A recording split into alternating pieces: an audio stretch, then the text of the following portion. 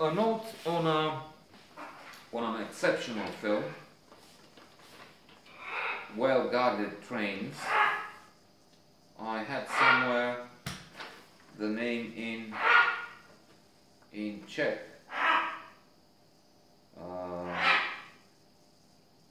but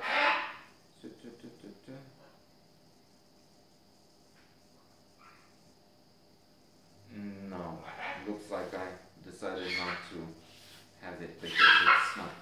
Anyway, it's a wonderful, wonderful film with Milos Hrma at the center of it. This is a man with a complex, complicated structure, if I may say that. On one hand, he seems to abandon life because he cannot perform very well with a woman. He is still a virgin. He suffers from what may be premature ejaculation. He is soothed by a doctor who says it happened to me. It's when you're young and you get an older woman to teach you.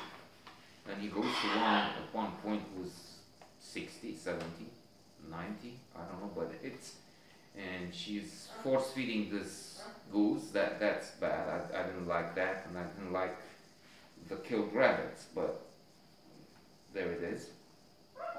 And that's grotesque. Some of the humor is mixed with real tragedy. They laugh at one point when a train blows up.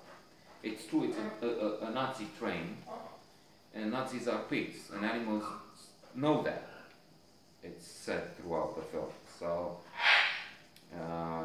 yes, it's good to have a sabotage and stop the German Nazi machine, and we can think of the many lives saved by killing a few. But still, it's a weird laughter, anyway. And it from the start, there's humor in the first few lines, but again, the humor is tragic. Now, this Milos had an ancestor who was hit by a rock on a bridge in Prague, and he was very annoying, and some miners killed him. The grandpa was a hypnotizer, and when the Germans came in with their tanks, he was the only one to try and stop them. How? By hypnotizing them. So he stood up in front of the first German tank, looking insistently at it and trying to make it stop. And it did stop for a while, probably a few seconds, and then moved on and killed Grandpa. By the way, it was a funny look on the face of that man. They chose the character very well. An actor who doesn't say anything but looks the part. Our man is dressing in uniform, and one thinks of the principle of authority as explained in the classic Influence by Robert Cialdini.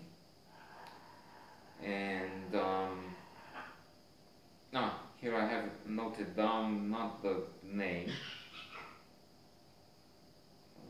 What is it? But I can't read my own writing.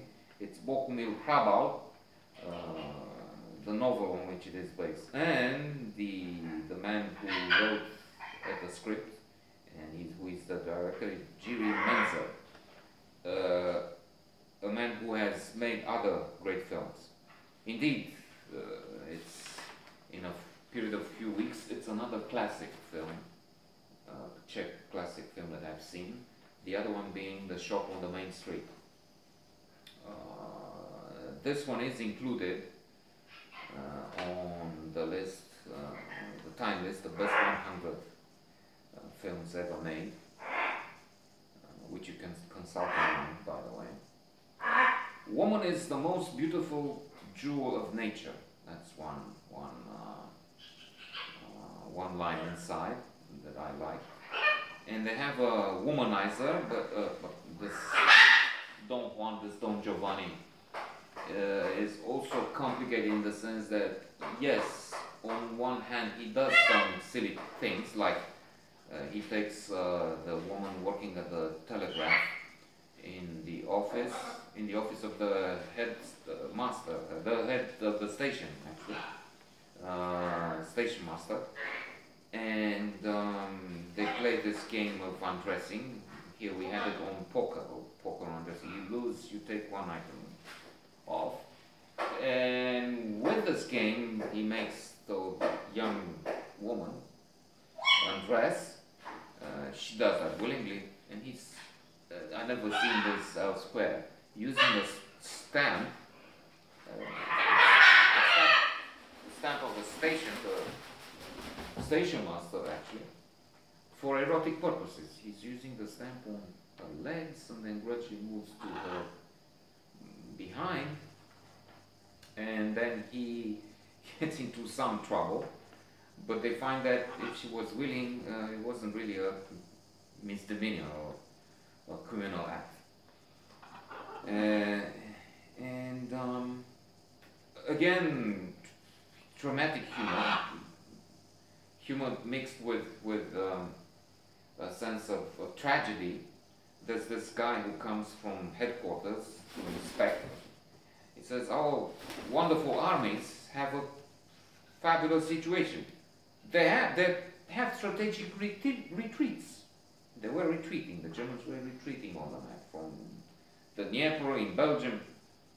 And Milos asks why. He keeps saying why. He is a bit naive. He sounds stupid at times, but he does eventually become a hero. Why? It's all a trap. Of course, we'll save humanity and surround them. He reminds me of Forrest Gump in some way, actually. And there's talk of Armageddon. And the atmosphere is like the one in Chekhov, or Unfinished Piece for mechanical piano. And at one point, as I said, there's a breakdown, and the hero cuts his veins because he doesn't know if he can be a man, and he cannot face it. He meets a priest, and indeed I thought this is a very intelligent line, and in a way the priest is right. We've been using psychoanalysis for 600 years. Going at for confession sounds like psychoanalysis, indeed. Because, well, that's what in many cases happens in the analyst's